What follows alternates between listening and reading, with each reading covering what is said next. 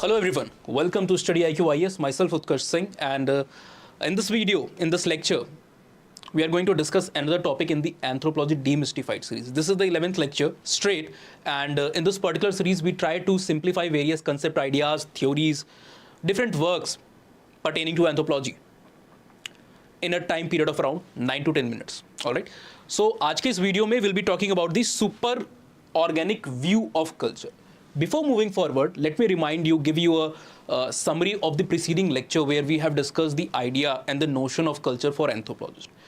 How and why does it matter? If you go to a layman, a normal person, a random person on the street, and if you ask what is culture, he'll say culture is the total way of life. और ही में से culture को हिंदी में हम संस्कृति कहते हैं. ये एक अंडरस्टैंडिंग, जनरल अंडरस्टैंडिंग होती है. But to an anthropologist, for example E.B. Tylor, in his very monumental work of 1871 titled Primitive Culture, he defines culture as a complex whole which includes knowledge, belief, custom, moral, law, and art, and any other habit that is acquired by men as a member of the society. So he's focusing upon men, uniqueness of culture to the men, focusing upon the biological aspect. All right. Similarly, on that line, other scholars like M.J. Herskovits says that culture is man-made part of the environment, a definition that most of the students and aspirants find most easy to understand and write in the examination. Thirdly, somebody who is known for his functional approach and the theory of need, Bronislaw Malinowski, he says that culture is instrumental reality. It is an apparatus. It is a device basically which is used for gratifying and satisfying human needs. All right. So this is the entirety, the total idea of culture in anthropological literature from different perspectives, functional, evolutionary, etc. Now, when we move ahead of this definition, in this syllabus, in the anthropological literature, we come across various traits, various elements, various attributes and characteristics of culture, and most importantly, the nature of culture. So when we are discussing this super organic, you need to know that this is a debate on the nature of culture. अलग अलग anthropologist nature of culture के ऊपर यहाँ पर debate कर रहे हैं. There are scholars who do believe कि culture is organic in nature. Others say culture is super organic. So before moving ahead, we have to know what is this organic and inorganic, something that I think most of you are already aware of. So if we put this culture at the center, this word super means above or beyond, and the word organic means living. When we are talking about living, it is related, connected to individual. These individuals are the entities who are generating, who are producing this culture. So culture is product of human mind, as per various scholars like Levi-Strauss, who belongs to the structuralist point of view. All right.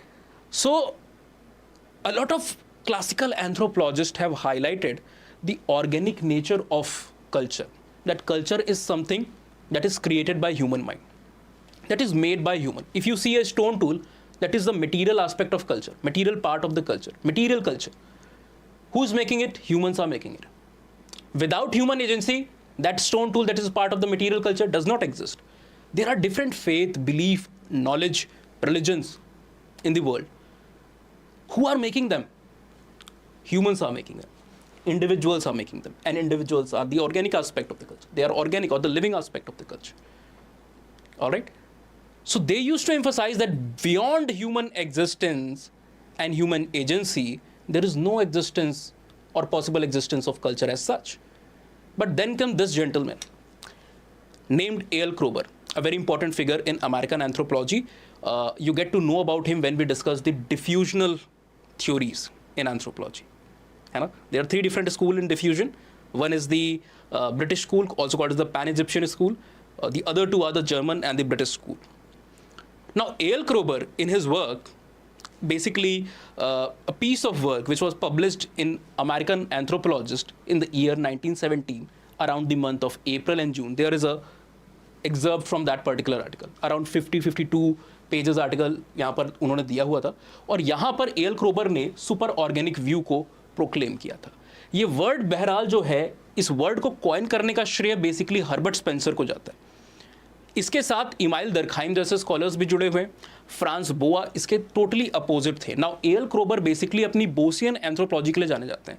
ये France बोआ के idea को, France बोआ की legacy को continue कर रहे होते थे American anthropology में, बट फ्रांस बोआ बेसिकली थोड़े से डिफर करते थे इनसे इस पर्टिकुलर चीज़ के ऊपर। France boa, the father of American anthropology, once said that culture is non-monolithic mosaic of individual ways of adjustment and priorities that results from individual experiences. So in this idea, he's proclaiming what? The individual or the organic dimension. That culture is our way of responding towards the external stimulus, which may be environment or which may be any other thing. So it is a blend, it is a mosaic that is created by us, the humans. So he said कि culture is organic in nature. But A.L. Kroeber, who was basically a Boasian, differed from him, and he said and proclaimed that culture is superorganic. When we use the term superorganic, it simply means that culture, once created, takes a superorganic nature which transcends the boundary of human existence, which outgrows and outlives the humans. For example, when we talk about various cultural development sequences in evolutionary anthropology, all right, so different things are coming up. Even in archaeology, you see metal ages are coming: copper, bronze, iron. Smelting is important, alloying is important. So ये अलग अलग समय पे सारी development हो रही है. A particular individual or a group of individual or a community may be associated with the development of a particular trait or a particular feature or form of culture, but the existence and the continuation of that aspect of culture will outlive and it will outgrow the human existence. Human आज है, कल नहीं रहेगा, but उसने जिस culture को वहां पर जन्म दिया वो आगे चलेगा भी और साथ ही साथ आउटग्रो करेगा, मतलब उसमें नए एडिशंस भी होते रहेंगे, वहां पर इवोल्यूशन होता रहेगा, जहां पर डेफिनेटली वो एक सुपर ऑर्गेनिक फॉर्म को एक्वायर कर रहा है, ह्यूमन एग्जिस्टेंस की उसको वहां पर नीड नहीं पड़ रही है. सो फॉर एग्जाम्पल लैंग्वेज का, मिथ्स का एग्जाम्पल आप ले सकते हो. Language, myth, everything is part of human creation, human mind, Levi Strauss जैसा कि कहते हैं. पर एक बार ये चीज़ आई, शुरुआत में किसी ने इसको जन्म दिया होगा. जैसे आप इंडिया के अंदर में अगर एक मिथ को देखते हो, एक माइथोलॉजी को देखते हो, किसी ने सबसे पहले राम कथा को वहाँ पर करा होगा. हमारे पास जो नॉलेज, हम कहते हैं कि वाल्मीकि जी का जो एडिशन है वो सबसे पुराना edition, but maybe the Ram katha goes back in past beyond Valmiki's Ramayana. ठीक है, बाद में इसमें और भी एडिशन हुए. कंबन रामायण को आप देख रहे हो, दांडिन रामायण को आप देख रहे हो, रामचरित मानस को देख रहे हो, गोंड्स के बीच में आप जाओगे, गोंडिन रामायण है, इंडोनेशिया, बाली, साउथ ईस्ट एशिया में भी रामायण के वर्जन है, श्रीलंका में आपको देखने को मिलेगा, अलग अलग जगहों पे. इनफैक्ट नेपाल में अगर आप जाते हो, डिफरेंट ट्रेडिशन आपको देखने को मिलेगा. सो स्टोरीज हैं, अलग अलग फॉर्म की हैं, एक समय पर किसी पॉइंट से आई, बट उसके अंदर में ट्रांसफॉर्मेशन, एडिशन, एडजस्टमेंट, एडेप्टेशन, जिसकी फ्रांस वो बात कर रहे हैं, वो लगातार होता रहता है. और इससे आपको क्या पता चलता है कि something that was created by men, which was organic once, has acquired a super organic nature which is beyond the human existence, which is beyond the human agency. So levels के और रेंज के आधार पर हम इसको differentiate करके देख सकते हैं. देखिए, अगर आप लेवल के ऊपर देख रहे हो तो ये कल्चर का, या फिर ये सबसे सिंपलेस्ट, सबसे बेसिक लेवल होता है जिसको आप इनऑर्गेनिक कहते हो. केमिस्ट्री के अंदर पढ़ते हो ना, इनऑर्गेनिक केमिस्ट्री, एटम्स, मॉलिक्यूल्स, इन सब के अरेंजमेंट को आप देख रहे हो, ये वो लेवल होता है. इसके ऊपर आप जाओगे तो ऑर्गेनिक लेवल, जहां पर लिविंग डायमेंशंस की बात हो रही है, सेल्स, ऑलराइट, इन सब की यहां पर बात आ जाती है. और इसके भी ऊपर आप जाओगे तो ये आपका सुपर ऑर्गेनिक. तो क्या कहने की कोशिश की जा रही है कि culture is above, way above the organic dimension, human से भी ऊपर वहां पर है. तो दो चीजों का हमने यहां पर जिक्र किया था ना, अबव एंड बियॉन्ड. तो उस दो अबव एंड बियॉन्ड को आप ऐसे दिखा सकते हो. अबव की आप बात करोगे तो super organic exist at a level higher than organic, it transcends, outgrow, outlives the human agency और द ह्यूमन डायमेंशन. जब आप रेंज की बात करोगे तो आप बियॉन्ड को दिखाओगे. तो यहां पर ह्यूमन है जिसने क्रिएट किया कल्चर को, कल्चर के एलिमेंट को, कल्चर के एक फॉर्म को, बट कल्चर क्या है, उस ह्यूमन एजेंसी के बियॉन्ड एग्जिस्ट कर रहा है.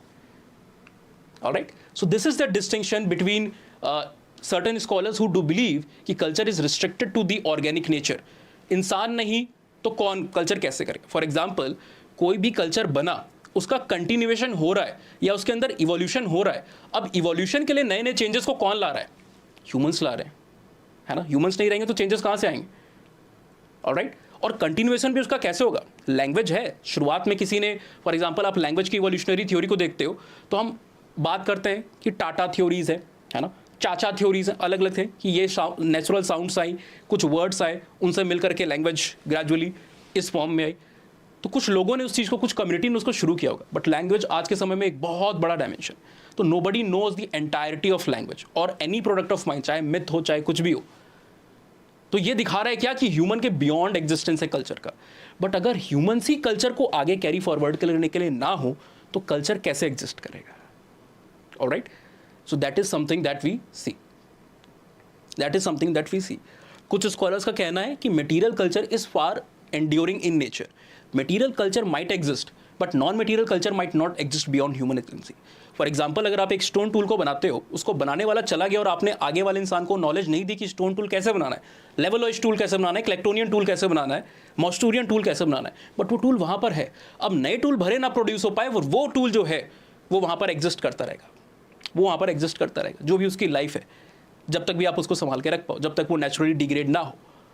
बट नॉन मटेरियल पार्ट कोई ऐसी एक चीज़ बनी थी, कोई नॉलेज थी, उसको बनाने वाला चला गया और उसने ट्रांसमिट नहीं की उस नॉलेज को, यानी कि किसी और ने एक्वायर नहीं किया उस नॉलेज को, देन वो नॉलेज आगे नहीं कर पाएगी। तो आज के समय में we do not like get immersed ourselves in this debate of organic super organic, rather we say कि culture has both the natures, organic also and super organic also. All right, so ये आपको conclusion पता होना चाहिए. I hope this concept is now clear. We'll be try to cover this with various anthropological arguments जो अलग अलग anthropologist ने अलग अलग समय पे दिए, उसके साथ हम इसको डिस्कस करने की कोशिश करेंगे एक आधे घंटे से भी ज़्यादा के वीडियो में, quoting various research papers in our anthropology at finger tip series, जो हमारी फ्लैगशिप सीरीज है, जहाँ पर सिंपल सा टॉपिक को कोएड को 1 घंटे में डिस्कस किया है, इसको भी करेंगे। यहाँ पर काम क्या है कि सिंपल में आपको जिस्ट समझा दें, ठीक है, बेसिक लेवल पर आपको जिस्ट समझा दें। इसका कई लोग ने जो क्रिटिसिज्म दिया ना, उसमें से एक नाम है एडवर्ड सापिर का। वो कहते हैं कि कल्चर क्या है, एब्स्ट्रैक्शन है, इमेजिनरी है, कौन जन्म दे रहा है, उसको ह्यूमन जन्म दे रहे हैं, तो ह्यूमन के बियॉन्ड उसका एग्जिस्टेंस नहीं पॉसिबल। एक और बात कि अगर आपको डिटेल में पढ़ना, आप यूपीएससी के एस्पिरेंट हो और एंथ्रोपोलॉजी को ऑप्शन लेकर के चल रहे हो, बिकॉज मैं प्रिज्यूम कर रहा हूँ कि इस लेक्चर को बहुत सारे लोग देख रहे होंगे, जो ग्रेजुएशन पोस्ट ग्रेजुएशन वाले हैं वो भी देख रहे होंगे, अदरवाइज भी कई सारे बच्चे इसको देख रहे होंगे यूजीसी नेट जीआरएफ के लिए भी। बट आप में से जो यूपीएससी के एस्पिरेंट है और अपना समय बचाना चाहते हैं, आप ज़्यादा ईयर को वेस्ट नहीं करना चाहते हैं और एक फुल फ्लेज्ड ट्रू प्रिपरेशन को कर रहे हो, तो आपके लिए हार्ड टाइम है कि आप बैचेस को ज्वाइन कर लीजिए।